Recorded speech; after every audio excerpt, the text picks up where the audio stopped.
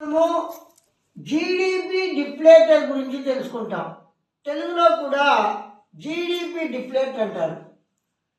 The ratio of nominal GDP to real GDP is called GDP deflator. This is shown in the following equation. GDP deflator is equal nominal GDP by real GDP into 100. అంటే nominal జీడిపికి real జీడిపికి మధ్య ఉండే రేషియోని గురించి తెలియజేసేదే GDP deflator. అంటే nominal జీడిపికి real జీడిపికి మధ్య ఉండే ratio గురించి తెలియజేస్తుంది.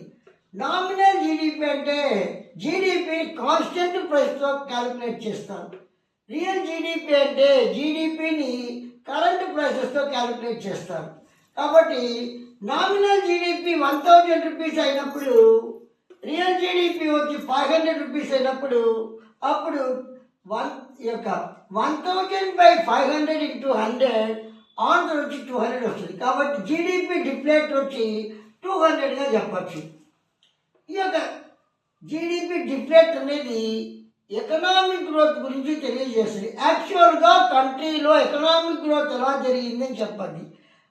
ఇన్ఫ్లేషన్కి సంబంధించిన ప్రభావాన్ని అంతా కూడా తొలగిస్తుంది. కాబట్టి నామమాత్ర స్థూల దేశీయోత్పత్తికి వాస్తవిక స్థూల దేశీయోత్పత్తికి మధ్య ఉండే నిష్పత్తిని జీడిపి డిఫ్లేట్ అంటారు. నామమాత్ర స్థూల దేశీయోత్పత్తికి వాస్తవిక స్థూల దేశీయోత్పత్తికి మధ్య ఉండే నిష్పత్తిని జీడిపి డిఫ్లేట్ అంటారు. నామమాత్ర స్థూల దేశీయోత్పత్తి అంటే ఈ యొక్క స్థూల దేశీయోత్పత్తిని స్థిర ధరలతో చేస్తుంది. అదే వాస్తవిక స్థూల దేశీయోత్పత్తి అంటే దేశీయోత్పత్తిని ప్రస్తుత ధరల్లో సూచిస్తుంది.